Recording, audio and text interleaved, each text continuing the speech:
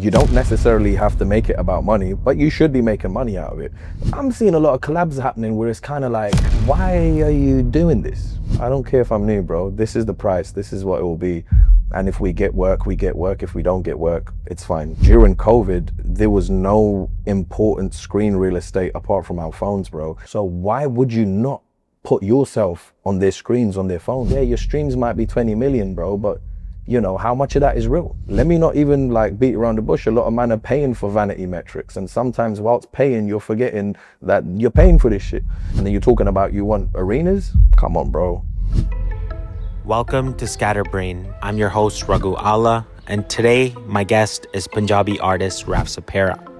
At a time when many Punjabi artists are chasing global visibility by adapting their sound for the mainstream, Raf chose the complete opposite direction. Old school Punjabi folk. Like many creatives, Raf was struggling to find stability in a traditional career. But in 2020, when the world shut down, he found a new opportunity. Raf posted his first Punjabi folk performance on Instagram, and the rest was history. Since then, Raf has released multiple albums, built a loyal following, and sold out tours around the world. In this episode, I talked to Raf about his childhood growing up in London, his early musical influences, finding success, and building a business through his art. Hope you enjoy the episode. And if you want to see more interviews like this, make sure to subscribe. Your early childhood, were you born in London? Did you grow up there? What was life like growing up? What kind of hobbies did you have? What kind of family childhood? So I was born and raised in London and in Streatham in particular, man. And you know, growing up, you just feel like what you're doing is like really normal to everyone else. So you kind of just like go ahead with it. And obviously I'm first generation. Mom and dad moved from Punjab to London, maybe like the late 80s. I'm a 90s kid. So whatever was going on around that time, I was just taking it in, man. And being the youngest sibling of three, I've got like two older siblings. My brother's 5 years older, my sister's 4 years older.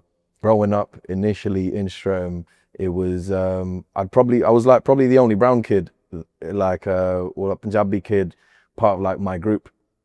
These were the days of like Bluetooth and infrared transfers, bro. Like we didn't really have any archives or that much internet access, like, and there was no record label or no distribution. And it was actually the strength of word of mouth and culture and community and streets that was really packaging these goods amongst all these teenagers, man. When does like the Punjabi music start creeping into your life where you're like, oh, this means something to me? Yeah. Because maybe as a kid, I don't know, I'm just talking about myself, but as a kid, maybe I didn't take it as seriously, like Indian music or Indian classical for that matter. Yeah. But later on in life, as I'm like discovering myself, I'm like, oh, like this connects with me deeply. So Sick, man. when did you have that moment? I don't think I really had a choice. I was born into that, man. You know what I'm saying? I remember my mum saying like I'm about 6 months old, and a lot of our families in Punjab, so it was just my mother and my father raising us in UK. My dad wouldn't be at home because he's outside working, and my mum, a single, were, you know, like just the only parent at home taking care of her kids. Remember, she'd have to like do rounds where she's going back and forth, and you know, she'd have a baby Raf Saperra in her living room listening to whatever she was listening to. You know, she's a young mum, and whether that was the groovy Artie Berman Bollywood tracks that were playing in the house, or the roaring qawwalis of you know, of Nusrat Fateh Ali Khan Saab, like that was something I was very familiar with. And whilst she would kind of crack on taking care of, you know, the house duties and her other children, it's like, I remember she says like there was one time I just left you in the living room, and I think like Dam Mast Kalandar by Nusrat Fateh Ali Khan Saab was playing, either Dam Mast Kalandar or Jhule Jhule Lal. And she was there like, I remember just popping into the kitchen to like stir up the food, and by the time I've come in, like, she's like, you were so young, you didn't even know how to crawl. But like, I was just so gassed from the music. I was just doing that on the floor. She's like, you literally moved from one spot to the other. And she's like, so for me, as far as I'm concerned, like, it's kind of hereditary, bro. This has been, you know, it's like anything that I've been doing as far as the Punjabi stuff's concerned, man. Like this shit's in me, it's not on me. Yeah. And I've been mindful of making sure what I put out and even how I present myself, whether you love me or hate me, is true to me. Mm-hmm. And because that was such a part of my upbringing, and it's not even one of these ones like, oh, I only listen to Punjabi music. Nah, man, like, although I'm born in the 90s, but by the time I had any sense of what's going on, it's now like 97, 98, and like what's going on at this time. And like my mum's taking us to the Millas, and over there we're seeing Jazzy B performing live. We're hearing Sarjit Pindrakhia's, like, you know, the Batta Tera Satarang Da. Like that really dominated the 90s for me, man. We're hearing Manmohan Varis at home. And my mum was really heavy on, you know, like music from South India as well. Vocalists like Hari Haran and S.P. Bala Subramaniam, and taking in like, oh, that's that taste that we don't get this in Hindi music. This is a different, you know, this is a different flavor. There's a different yay to it. I'd say my mother was probably the biggest influence in terms of a very open-minded individual that was just consuming a lot of, you know, really dope media and art. But the Punjabi side of stuff, I don't really think, according to the decade I was born into, I really had a choice. Because in UK, bro, like the same way, you know, hip hop was having its undeniable and revolutionary kind of like whole Bhangra scene, bro. Like what was happening in the 90s around that time, from the bands to the artists that was out, from Malkeet Singh, Balwinder Safri, Punjabi MC was absolutely murdering it, Sukhshinder Shinda holding it down. And like, you know, from I'd say 92 to like maybe even that early 2000s, bro, like it was just insane growing up in UK. Going out to Southall with my family for shopping, but then like the cars, there's so much traffic and cars are moving so slow. So by the time like someone's blasting that in their car, bro, like I'm just hearing the entire song. And my dad's just over there listening to the lyrics and laughing. And he's there like, do you know what gabru means? And I'm like, no. And like, so what he was like, the kind of social commentary, which then kind of almost became like almost like life lessons, like, oh, gabru means this. It means like a, you know, a young lad, or like a fly brother. Yeah. It's like, oh shit. And then I'm phonetically and sonically like listening to these words, gabru. All right, that's funny. It's funny sounding. All right, cool. I'm gonna apply this vocabulary into my vernacular, and just now when I see people who don't know the word, I'm a style on them. I just, do you know what gabru means? Yeah. You know what I'm saying? Yeah. But all of this, bro, it becomes this like crazy rum punch of not only like kind of historical anecdotes of like what made me, but also what was kind of like social commentary in terms of like what was going on in UK. Because like, let's not forget, bro, like that was the decade where like UK was like the mecca of Bhangra music, bro. If you wanted to be anybody or somebody in Punjabi music, you had to come to UK. You know, Jazzy B, you know, that's the OG, man. That's big bro. And but even him, like, you know, he's someone who, despite, you know, obviously his roots with Punjab and being from Surrey, Canada, but like the time he spent in UK and the records that he made in UK, even the studio that he made those records in, Planet Recording Studio in Coventry, which was also the same studio that recorded Magic Touch with Nusrat Fateh Ali Khan. And those same engineers, bro, Tom Lowry, an absolute legend. I remember when I went to Planet for the first time, I'm asking Tom, I'm like, bro, where was Nusrat Fateh Ali Khan Sahab when he recorded this legendary album with Bali Sagu? Was he in this vocal booth? I remember Tom saying, he's like, nah, bro, he was sitting down where you're standing right now. He's like, Nusrat had a issue with recording standing up and it just didn't make sense to him. So we had to bring all the mics for Khan Saab and the Qawwali party to sit there, put the mics down, and this guy was recording. I was like, did you understand the magnitude of like who this person was? He's like, to be honest, no.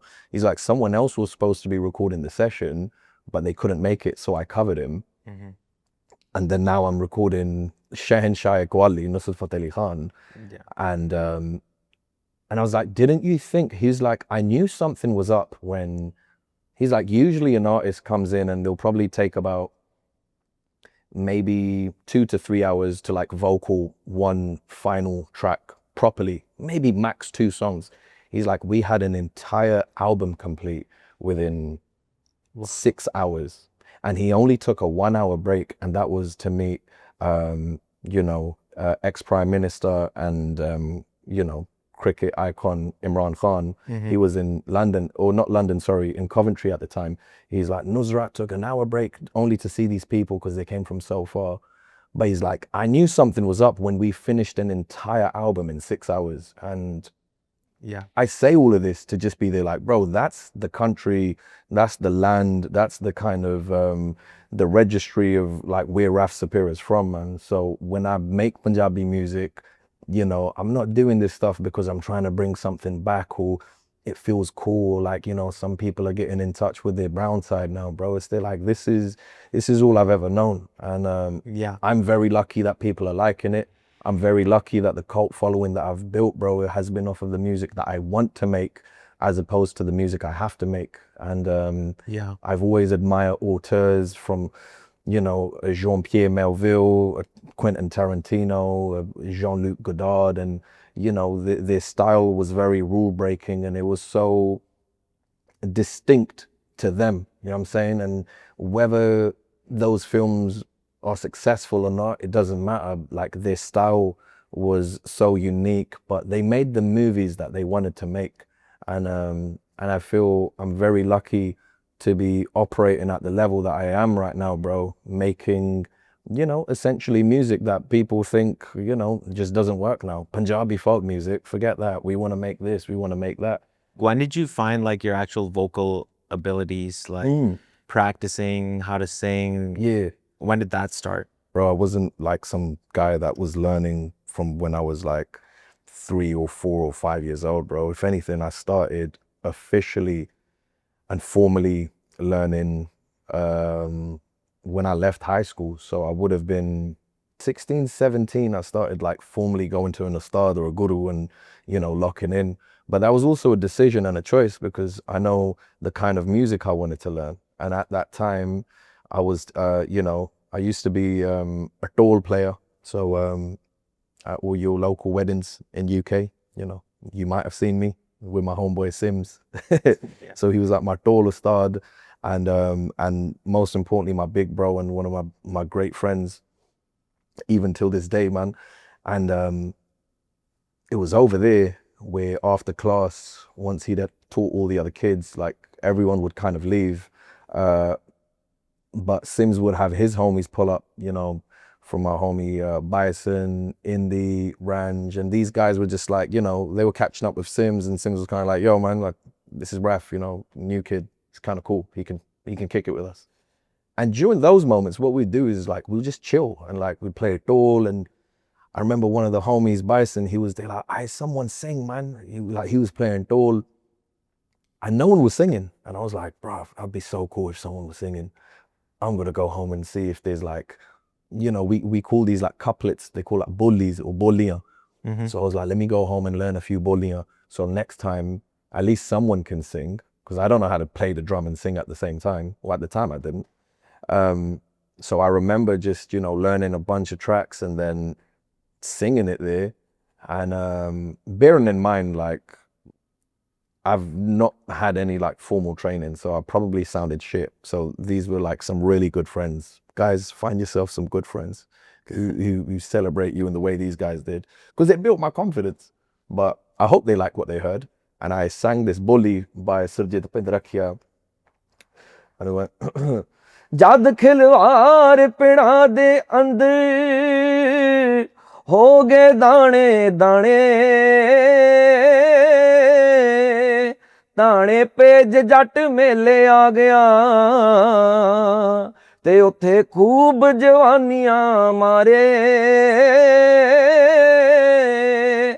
ਮੇਲੇ ਵਿੱਚ ਢੋਲ ਦਾ ਨਗਾੜਾ ਵੱਜਦਾ ਹੋ ਅੱਜ ਵੇਖ ਲੈ ਪੰਜਾਬ ਮੇਰਾ ਕਿੱਦਾਂ ਨੱਚਦਾ ਹੋ ਅੱਜ ਵੇਖ ਲੈ ਪੰਜਾਬ ਮੇਰਾ ਕਿੱਦਾਂ ਨੱਚਦਾ ਦੁੱਧ ਮੱਖਣਾ ਦੇ ਨਾਲ ਭਲੇ ਗੱਭਰੂ ਹੋ ਗਏ ਢੋਲੇ ਵਾਲੇ ਦੇ ਦੁਆਲੇ ਗੱਭਰੂ ਹੱਥ ਵਿੱਚ ਖੁੰਡੇ ਗਲੀ ਕੈਂਠੇ ਸੱਜਦੇ ਭਿੜਾਂ ਵਿੱਚ ਸ਼ੇਰ ਸੂਰੇ ਪਏ ਗੱਜਦੇ ਭੰਗੜੇ 'ਚ ਲਾਲੀ ਚੜੀ ਬੇਸ਼ੁਮਾਰ ਨੀ ਨੱਚਦੀ ਜਵਾਨੀ ਰੰਗ ਲੈ ਪੰਜਾਬ ਦੀ ਨੱਚਦੀ ਜਵਾਨੀ ਰੰਗ ਲੈ ਪੰਜਾਬ ਦੀ And I swear to you, bro, when I was done, these guys were fucking, they were like, yo, you're fucking sick. And I was like, bro, you think? And then they started saying to each other, like, yo, it was whispers like, we got to send him to Ranch. I was going around places saying, oh, I want to learn Punjabi folk. I want to learn Punjabi folk. And one uncle from Jazz Musicals, a music shop in Southall, I remember him saying, he's like, yo, man, he's like, kid, there's no like folk teacher. He's like, everything is classical. I was like, what? I was like, I don't want to learn classical. I want to be like the folk guys. I want to be like that guy. He's like, bro, even those guys learn classical. How much they displayed is a different thing, but the actual craft of what you're learning is all classical music. Mm-hmm. And but I was like, but then why does he sound like that? And he was there like, it's a chip that God's given them. Mm-hmm. You've either got it or you ain't. Yeah. And then I was like, shit, I got to learn my stuff. And then began the journey of me learning my craft, man. And a lot of people know you for doing music videos, films, things like that. Mm-hmm. Why did you take a break from music, and then what made you come back to it eventually? So the break from music, I'd say probably kicked in around 2015. And in all honesty, bro, I've probably never mentioned this on camera, but it's the environment where I was learning from the second teacher. It was just like, bruh, this ain't the right environment, man. It was just, without, saying too much, it just didn't align well with my with my spirit, you know what I'm saying? Beliefs and all of those other things is different, but when your gut feeling tells you like, nah, bro, this ain't it. So because of that, it made me kind of fall out of love with music a little. Yeah. And there's a lot of other things going on at the time. And, as a freelancing, borderline unemployed individual and being born in a South Asian family, I ain't exempt from the expectations and the criticisms. It was, they're like, yo, you unemployed piece of shit, get a job. And I was like, you know what? I think you guys have been very kind enough to let me explore my creative side. And I kind of had to live those next few years under the expectation of I guess I got to do these things because it will make me feel like more of a complete person to my family. At least my parents will be happy with me. And then I went into this whole, believe it or not, just a bit more of a corporate 9-to-5 kind of life. But within that time, bro, from 2015 to maybe 2020 until COVID happened, all I'd done was I was just learning and teaching myself my own kind of curriculum on cinema. What started in a very kind of intimate way amongst my friends, we'd call it film club. And then that just started kind of growing a bit bigger with community. And, and even till this date, man, my kind of baby and my darling was just screenwriting and filmmaking. And that was my main focus and priority. But how do I do this and still make money? Because now I've left my corporate job and it's kind of hey, I also want to focus on the things that I want to focus on. Mm-hmm. And that's the quickest way to turn around my kind of aesthetic and my vision, and also kind of get paid for it at the same time, and having someone else fund this vision. It seemed like music videos at the time, and short running length, quick turnarounds.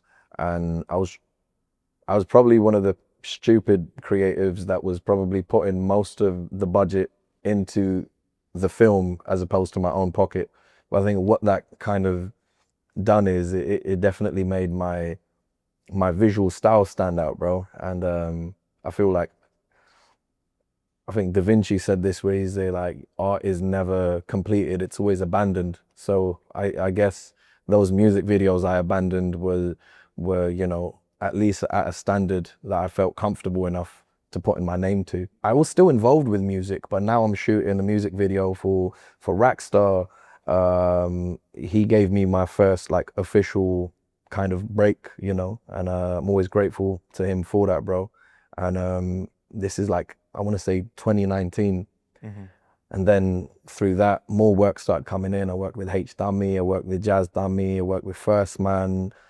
COVID happens. I'm freelance. I'm not represented. I haven't got access to any like major studios where like now everything's on lockdown and we can't be outside. Like, where am I supposed to go and shoot, bro? So, you know, reluctantly, I kind of had to pack everything up with that as well. Being freelance, for anyone who's done freelance work, you know how intense it is, bro. It really, you know, the financial side of stuff got really dark, bro. And is they like, I know how like I would have to struggle to make ends meet. And at some point it's they're like, yo, this was my decision. You know what I'm saying? People are gonna turn around and be there like, bro, you left your stable job for this. I was stressed, bro. I got alopecia at the time, fam. Anyone who's been stressed and has alopecia, you already know. It was fucked, bro. So now you start releasing music, one song after another. You start gaining more and more audience. Now you're not really looking for a job anymore. You start making money.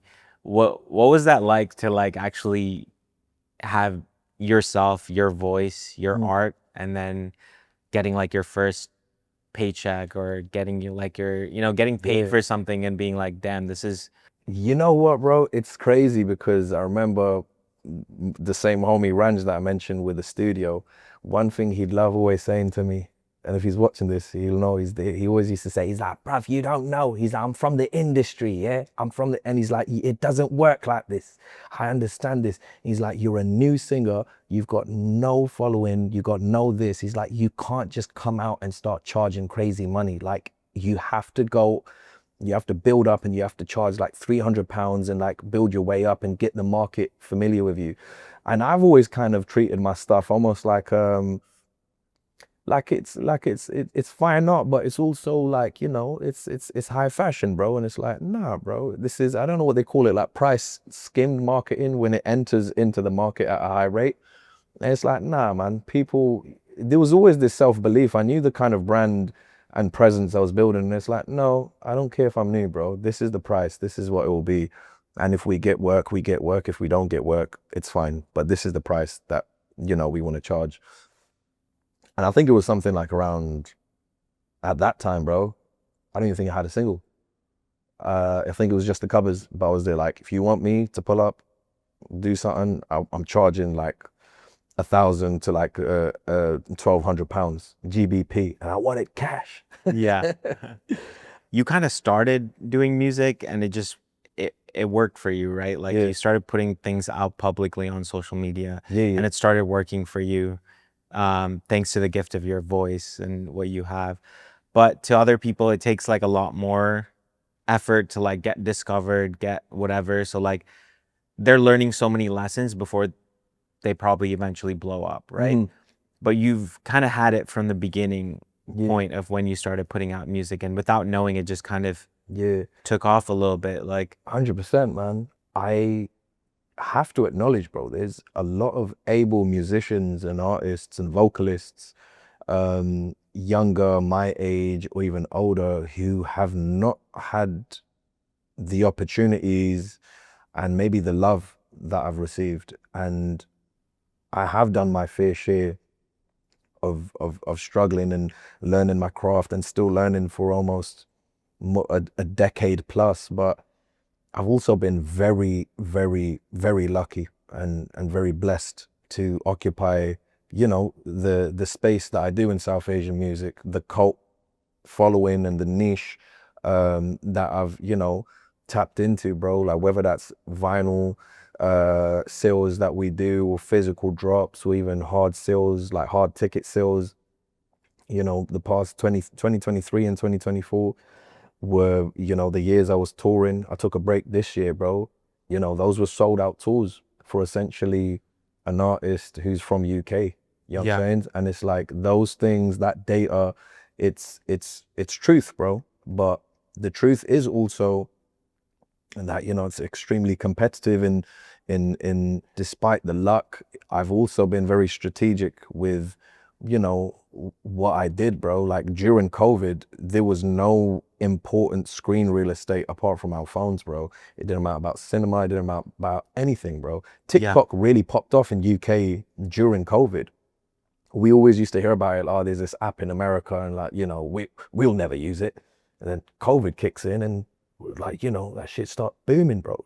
But at the same time, there was no better time to post in COVID. It wasn't like Wednesday at 6 p.m., you know, algorithms. There was no algorithm chat at the time, bro. So why would you not put yourself on their screens, on their phones? And that's what Raf Saperra did during that time.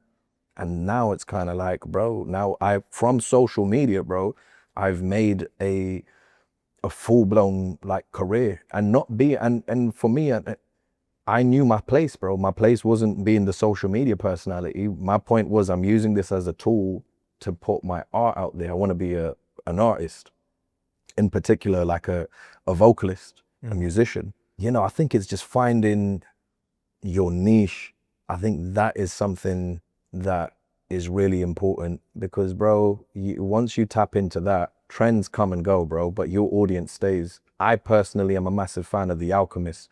I know when Alchemist has come into UK or in London and he's done a pop-up, bro, I personally, as Raf Saperra, have lined up. People have recognized me in the line, they want to take pictures, but the point is, those people are our core audience.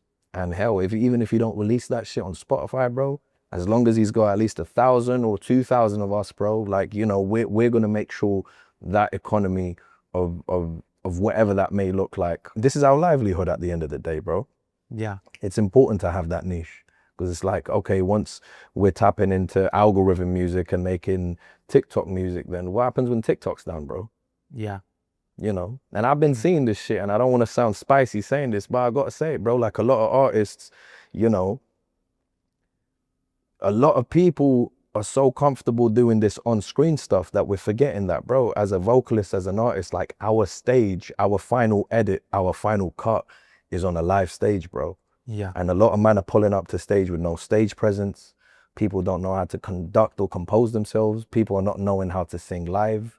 I can't talk about any other industry or scene, but for you know, myself included, but, you know, my Punjabi people, we got to make sure we're putting on, you know, whilst the wider world is tapping into us and Live Nation's getting involved and major labels are getting involved with our people, we need to make sure our music's not just sounding dope on the speakers, bro. Like, we need to be creating experiences and increasing the ticket value and making our own kind of ecosystem. And that won't happen, and it can't happen if the quality of our goods are not at a certain standard. So, Yeah. you know, and I need to take my own advice as well. And we work on that. We work on that. Very true. One thing you were mentioning about ticket sales and data and like the whole business side of things.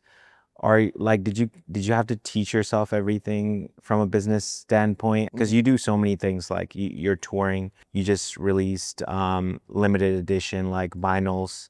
You did it for your old album as well. You're selling merch, choosing to work with labels on some, but like still releasing independently. Like, there's so many things going on. And I feel like you're in different bags also. So I've always believed in when you kind of know how you want to operate, then it's very important for you to have a team around you who understands that. And I think, just to answer your question in terms of like the business side of stuff, I didn't really have to learn the data stuff so much, but I've just observed, you know, like when my booking agent is, you know, what are they saying yes to? What are they saying no to? You know what I'm saying? And like, you know, why is it good for us to do this? And how does this impact? And how does the business work? And how do promoters and buyers and, you know, what kind of things are they looking into? How does it look when, you know, we've got like I could be in situations where it's they're like, yo, I want 100K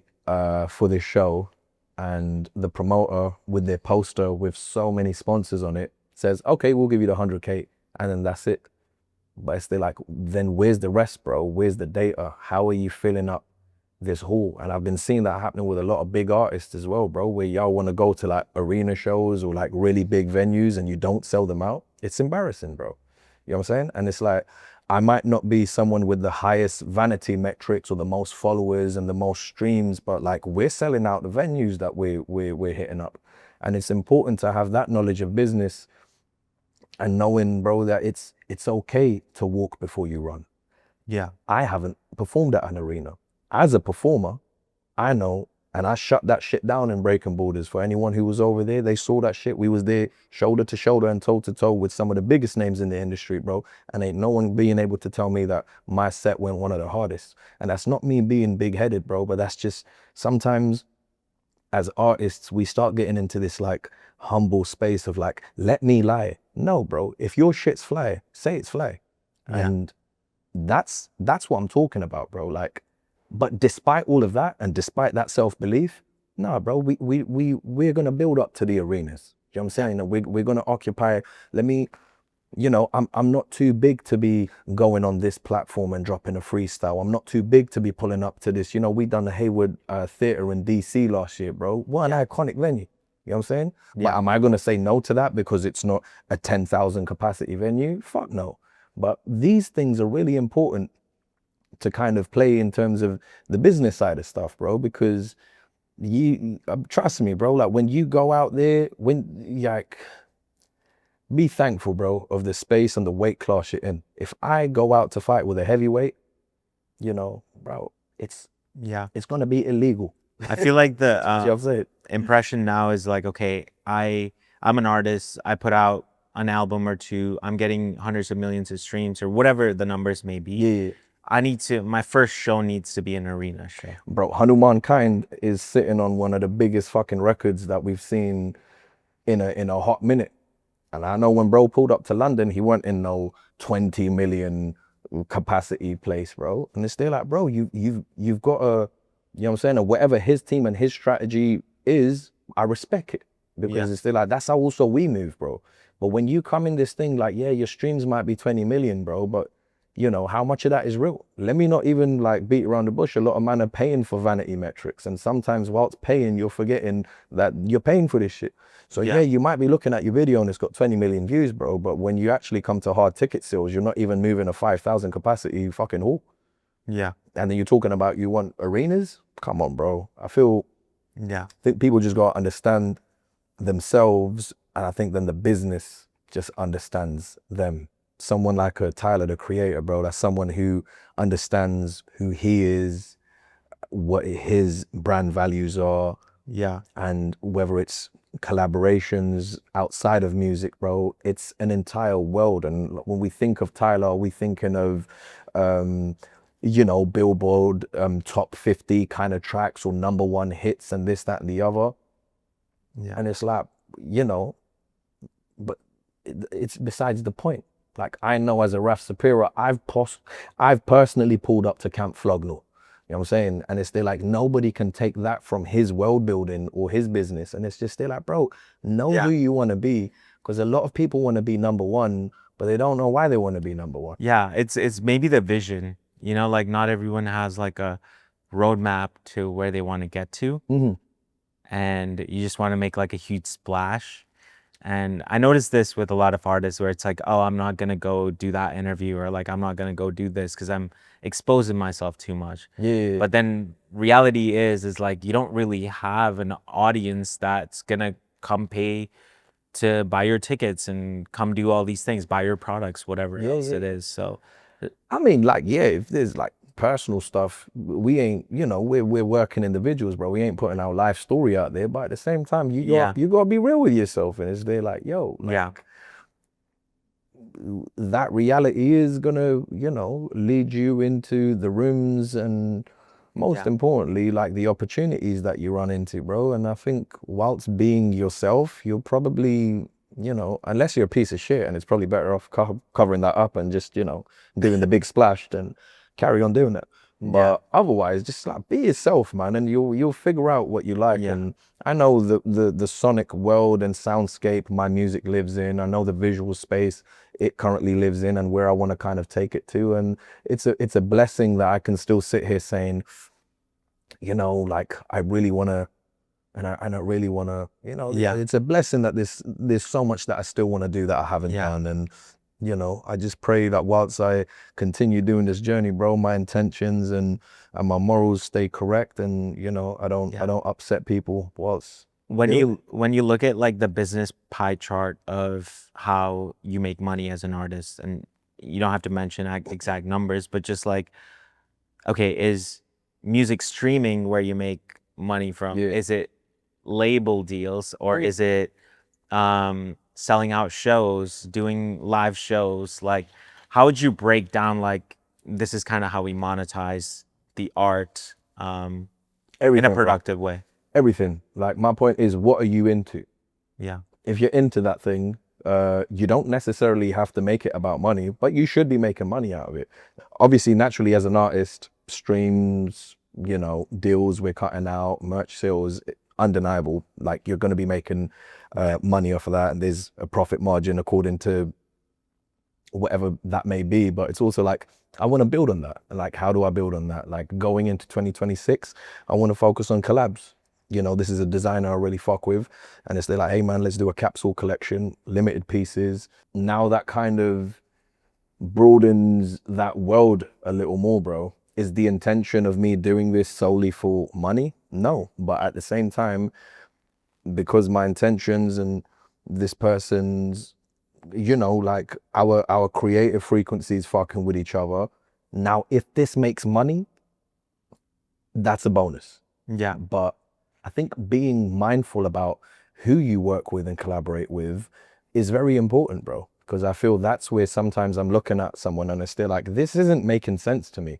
For example, people like on Venoms 2, we have some really dope features, bro. I'm a massive fan of the whole Griselda gang. You know what I'm saying? In the previous Venoms tape, we had a feature collab with Conway the Machine. In Venoms 2, I've got a collaboration with Benny the Butcher. And we've also got Ghostface Killer on this tape as well. And it's like, these are people I personally listen to and fuck with. And then whether that's consciously or subconsciously, my core audience knows that. And then when they see that, it's kind of like, this is dope, bro. Yeah.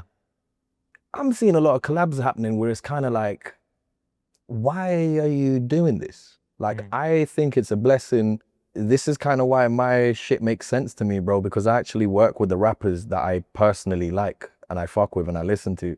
But, you know, whether that's a feature collab or even if you're working with anyone in a collaborative aspect, like, be honest with yourself. Like, why are you doing this? Is the intent like, oh, this person has a big following and I just want to, you know, are we just working with people for the clout aspect, or are we doing it for the cultural aspect? As in, like, for me, I can't explain to you how proud it feels for me to be there. Like, yo, bro, like, I'm the first Punjabi artist, like Punjabi singing artist that had like a Griselda feature, bro. Yeah. You know what I'm saying? As in, like, I did that.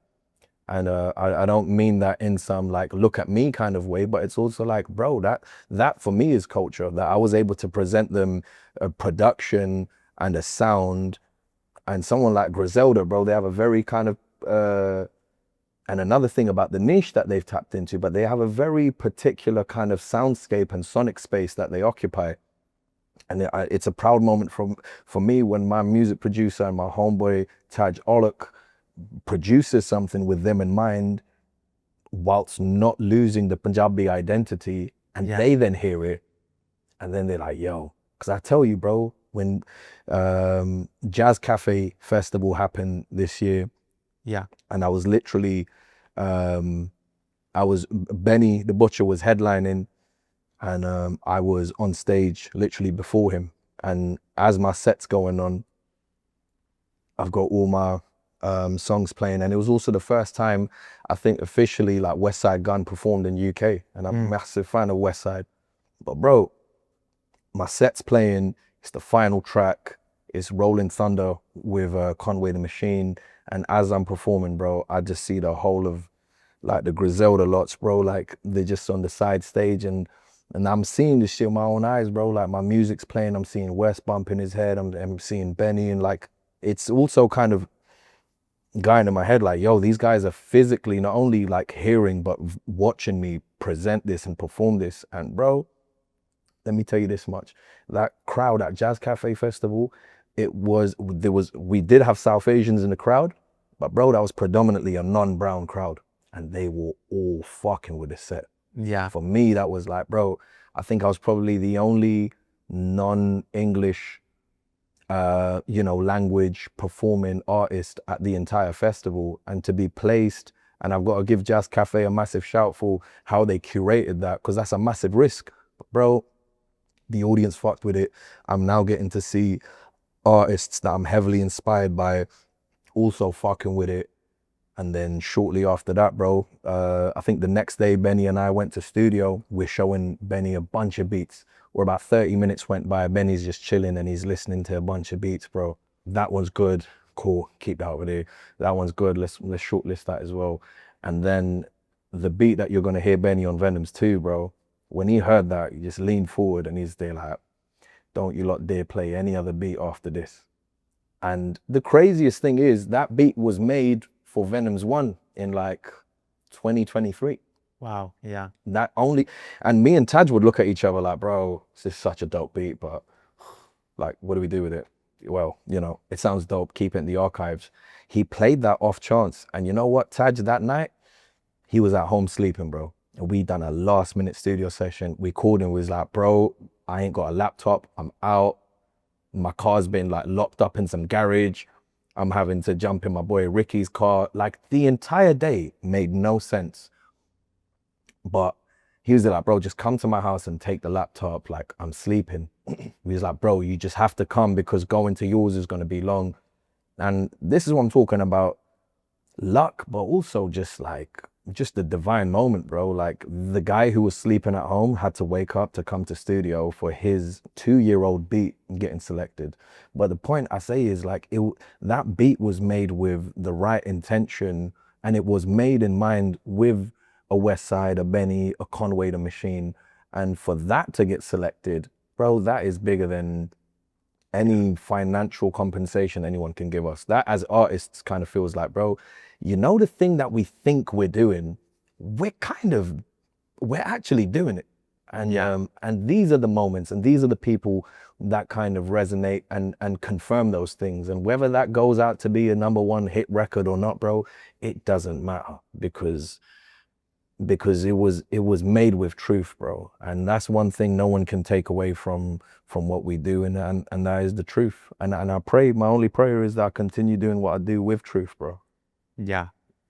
So you're saying money's not how you look at it. It's just more so what I put into it is what I get out, basically. Yeah, I mean, like, bro, if you make bread, obviously, like, you need some good people in your team. So if you're figuring this shit out yourself, bro, first and foremost, the best advice I can give anyone, get a lawyer.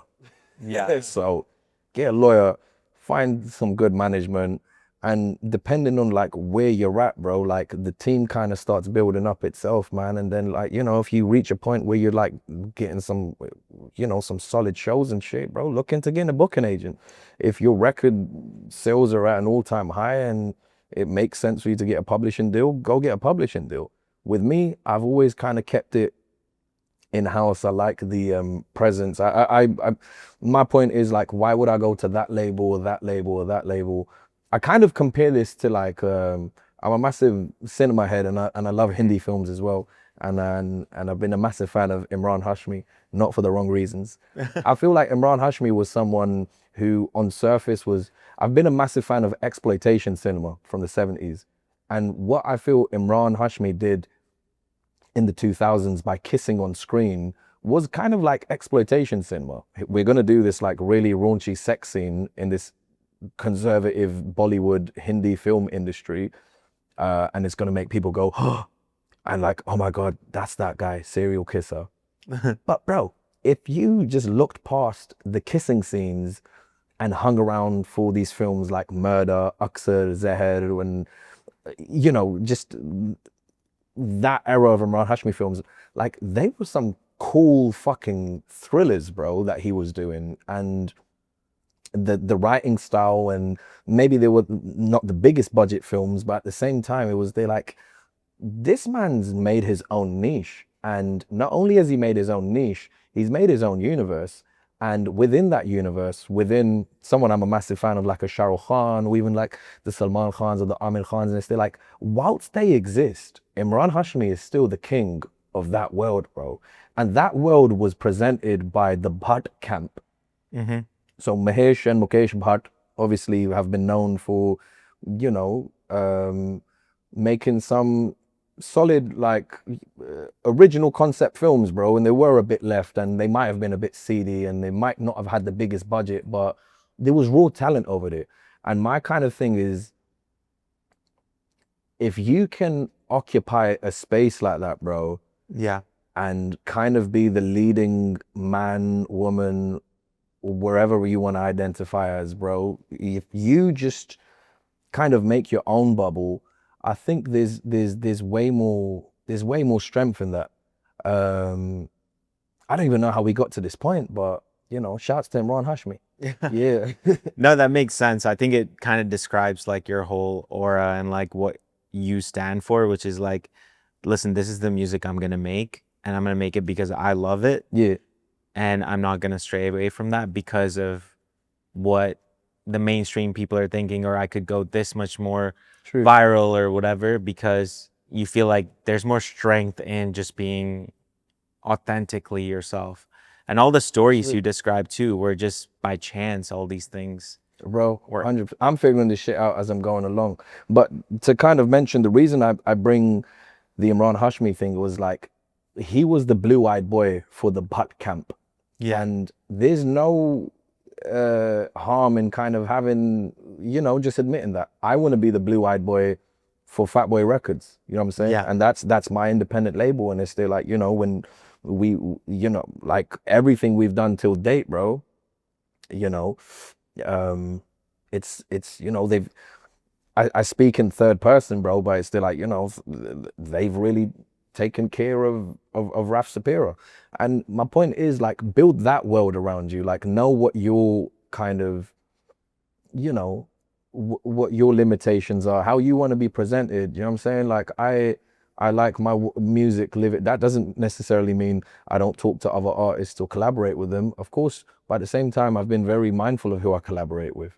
So I think that's to answer your question about the business side of stuff, bro. The minute you start figuring that world out, I think it's the money will undeniably just like appear itself. Yeah. Yeah. Yeah. With Venoms, one thing I really take pride in is they're like, this is the project where we don't say like, you know, bro, the Punjabi sounds a bit too village and raw. Like maybe we should like, you know, reduce that so it's a bit more palatable. And it's like, oh, fuck that, man. Like this is like, yo, if you don't understand what we're saying, I used to do this and feel free to, man. But like, you know, bring my music to your elders, man. Sit there with, you know, your elders, whether it's your bibi, your baba, your mum, your dad, and just ask them, yo, what is he saying? And I guarantee you, they know I'm saying some fly shit. ਸ਼ੌਂਕ ਨਾਲ ਚਾਂਦੀ ਦੀ ਚੋਂ ਸ਼ੱਕੀਏ ਨੀ ਤੜਕੇ ਘਰ ਦੀ ਮੰਡੀਰ ਮਾਣ ਮਿੱਤਰਾਂ ਨਾਲ ਖੜ ਕੇ ਅਣਖਾਂ ਦੀ ਸੂਈ ਰਹਿੰਦੀ ਲਾਲ ਤਾਕੇ ਉਤੇ ਸਰਾ ਚੱਕੀਏ ਭਲੇਖੇ ਦੇਖ ਲਿਓ ਅੜ ਕੇ ਨੀ ਰੀਸਾਂ ਕਰਨੇ ਨੂੰ ਫਿਰਦੇ ਆ ਕੱਲ ਦੇ ਸ਼ਲਾਰੂ ਮੁੱਛ ਆਖਦੀ ਆ ਅੱਜ ਪੱਕੀ ਇੱਕ ਅੱਧੀ ਮਾਰੂ ਆਓ ਵਿਗੜੇ ਹੋਏ ਜੱਟ ਬਿੱਲੋ ਬੈੜ ਕੱਬੇ ਹੁੰਦੇ ਫਿਰ ਕੱਲਾ ਕੱਲਾ ਪੈਂਦਾ ਪੰਜਾਂ ਸੱਤਾਂ ਉੱਤੇ ਪਾੜੂ ਆਓ ਦੇਖਿਆ ਨਹੀਂ ਕਦੇ ਕੀ ਆ ਚੱਲਦੇ ਟ੍ਰੈਂਡ ਟੌਰੇ ਆਪ ਹੁੰਦੀ ਗੱਲਬਾਤ ਵੱਖ ਦੱਸਦੀ ਨਹੀਂ ਅੱਖ ਦੱਸਦੀ ਜਵਾਨੀ ਆਈ ਜੱਟ ਤੇ ਨੀ ਮਿੱਤਰਾਂ ਦੀ ਅੱਖ ਦੱਸਦੀ I'm going to take pride in asking my friends, do you know what I'm saying? And if they say no, then I'm going to take even more pride trying to explain that to them in a dope way, bro. And that's why even with all my music visuals, whether it was the stuff with like Step Out or Renaissance, or even like the previous Venoms, like we always ensure we don't even put it as like closed caption on YouTube, but it's actually burnt into the actual video, bro. The subtitles is important for us to know what's actually being said and maybe the intention in which it's being said. You know, a lot of the stuff we say, you know, with the kind of bravado and the masculinity in Punjabi music, sometimes it can get a bit toxic, but at the same time it's keeping that balance, and it's like understanding like, nah, bro, like we don't mean this in a disrespectful manner, we're just talking some fly shit. But when I usually I translate all the stuff myself, so I'm gonna have a lot of fun translating this project, and hopefully people understand what the hell I'm talking about. That is Raf Saperra. Thank you for listening to this week's episode of Scatterbrain, presented by PopShift. I'm your host, Raghu Alla, signing off.